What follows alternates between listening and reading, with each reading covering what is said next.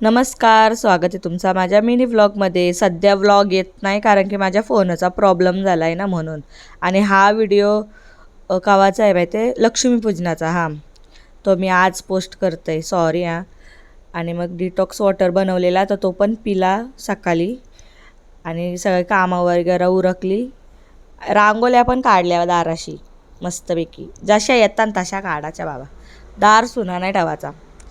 मग सगळे काढल्या आणि दुपारी घेतला जेवण बनवून. तुम्ही बोलाल लक्ष्मीपूजन आहे ना इनी वहीच खाले तर आम्ही खाता, आम्हाला जमतं.